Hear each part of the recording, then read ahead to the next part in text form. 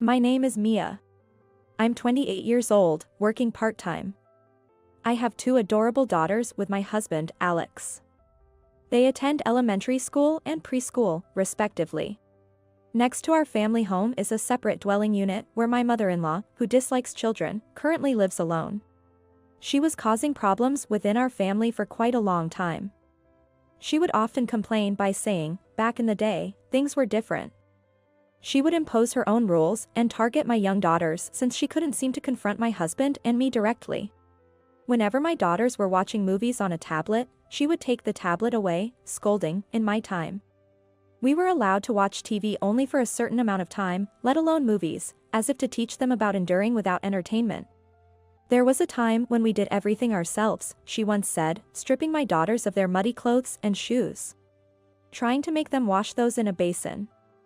When they refused, she yelled at them, "You two are such bad kids." Although my daughters didn't quite understand why they were being scolded, her harsh words and frightening demeanor often made them cry. Far from feeling sorry, my mother-in-law would mock them, saying, "Crying to get your way?" That would never have been tolerated in my time. Of course, I'd repeatedly asked her to address her concerns to me instead of the children. But she seemed to think that she wouldn't get caught and continue her behavior. At some stage, it had gotten so bad that I even tried to retaliate. I deleted the TV series she had asked me to record, and when she predictably flew into a rage, I retorted, "Back in your day. Enduring without entertainment was expected, wasn't it? Why are you so upset over the deleted episodes?" And when she asked me to do her shopping, I refused, saying, "Since you insist on making my daughters do everything themselves, surely you, an adult, can do your own shopping." However, my attempts to make her see things logically didn't have the desired effect. I was at my wit's end, worrying about how to ensure peace at home and let my daughters grow happily, when my mother-in-law crossed the line. One day, I was late coming home from work and missed picking up my elder daughter from the school bus. I quickly drove back home to find her sobbing with her backpack still on and my mother-in-law standing right in front of her, looking at her coldly. When I demanded to know what happened, my mother-in-law explained as if it were obvious, kids are way too pampered nowadays. Relying on school buses and childcare buses only weakens their legs. Back in my day, parents never picked up their kids from the bus stop. So we walked everywhere. When I asked my daughter, Emily, she tearfully said, "Grandma said that kids who ride the school bus are weak and spoiled, and that they'll be disliked by everyone when they grow up. I don't want that, so I'm not going on the bus anymore." We live in a rural area, so her school is more than a 2-hour walk away. In this day and age, it's not only dangerous for small children to walk such distances due to safety concerns, but it's also exhausting for them and could negatively affect their studies. To scare a child with the threat of being disliked by others was just unthinkable. Crying won't solve any situation. With her usual parting shot, my mother-in-law left. I just couldn't forgive her. I thought to myself that I had to teach her a thorough lesson. That was when the perfect idea for revenge popped into my head, and I immediately acted on it. The effect of my retaliation became evident the next day, on Saturday evening. Hearing the incessant ringing of the doorbell, I opened the front door to find my mother-in-law, pale-faced. I had an inkling of the reason, but I asked her anyway, and she said that when she was about to go out shopping, she noticed my car was missing from the front yard. I scrapped my car. I casually informed her, as if I were discussing the weather. "Yesterday, you mentioned how spoiled the kids were these days and that back in your day, people walked everywhere. It made me realize how you'd been begrudgingly using my car, so I decided it was time to reflect on that." "What?" "There was no point in keeping the car if nobody wanted to use it. It would cost us more money on tax just to keep it. So I called a dealer and had it picked up this morning," I said with a beaming smile, as if I were expecting praise. My mother-in-law was speechless at first, only to snap back to reality and start yelling at me. "How dare you do such a thing without permission? When did this even happen?" The dealer I knew was quick to come for the car, and the whole process was done in an hour. The car was in my name, so I didn't need to inform my mother-in-law, who was having a nap at that time. And the collection was over before she knew it. I explained, adding apologetically, "It was very careless of you to leave the car key in the garage. If you had kept it inside your home, I might have informed you before the car was picked up. She probably remembered her past remarks about not bothering with keys back in the day. As her face twisted in frustration. You should have at least informed me, regardless of the keys situation. How am I supposed to go to work from Monday? Don't you have any compassion? Am I the one lacking compassion? That's harsh. Didn't I just tell you that I sold the car with your best interests in mind?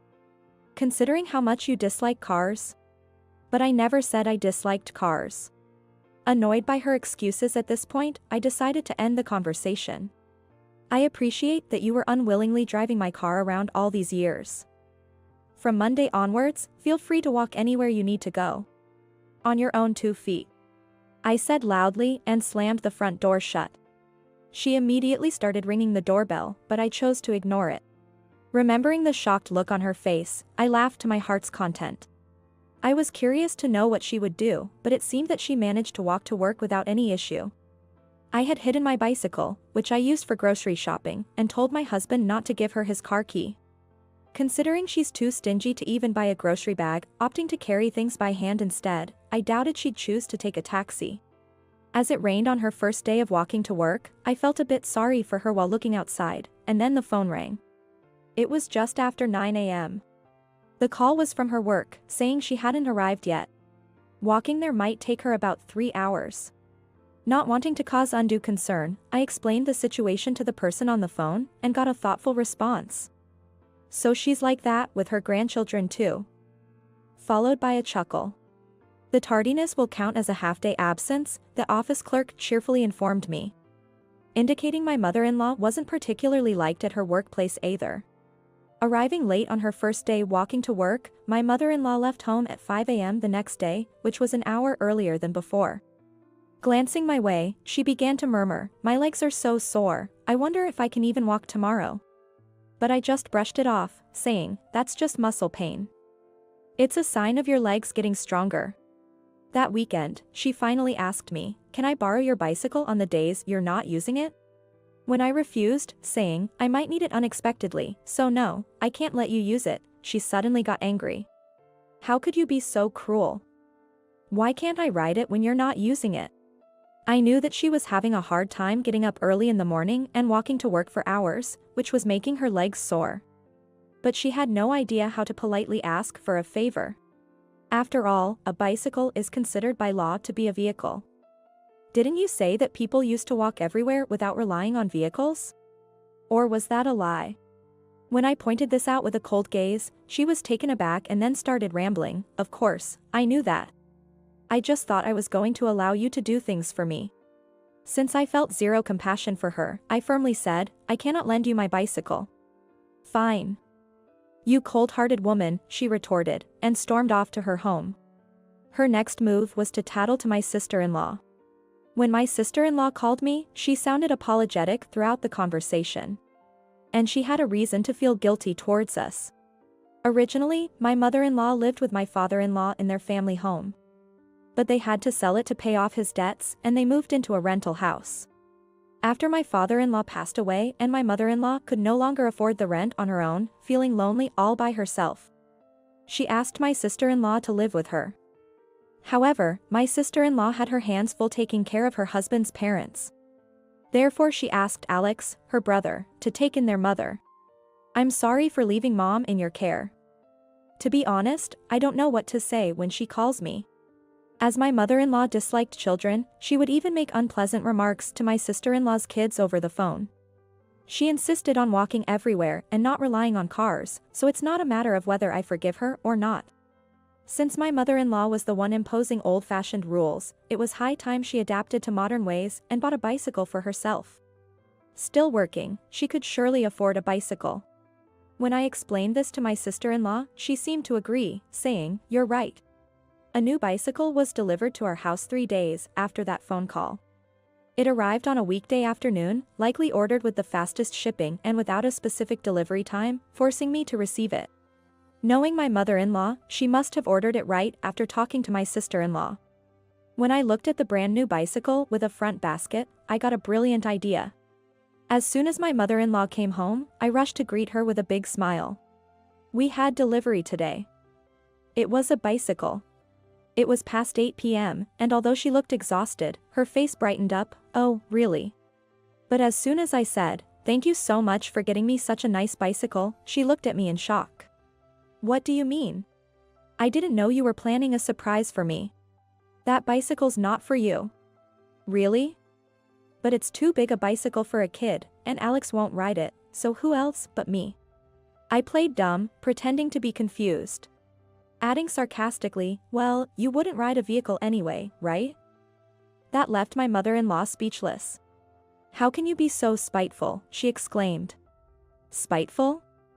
I was merely following your example. I just did to you what you did to my daughters. Using those old rules of yours to bully them because they were in a weaker position, right? I simply used those same rules for my revenge. I thought I was disciplining them. She protested. As I'm their mother, I'll handle the discipline. I told you so many times not to scold my daughters directly. Yet, you always interfered, making them cry and referring to the past. Cars are not good, so walk? Yet here you are, giving up walking after a week and immediately buying a bicycle. Faced with my unusual fervor, my mother-in-law turned pale and began to cry, which was unbecoming for someone of her age. Did you think crying would solve everything? You said that wouldn't have been tolerated in the past, didn't you? I didn't even feel sorry for my mother-in-law when she cried. Perhaps it was because I saw her making my daughters cry all of the time. I don't know how things were in the past, but if you don't want to continue walking to work, I suggest you sincerely apologize to my daughters and forget those nonsensical old rules.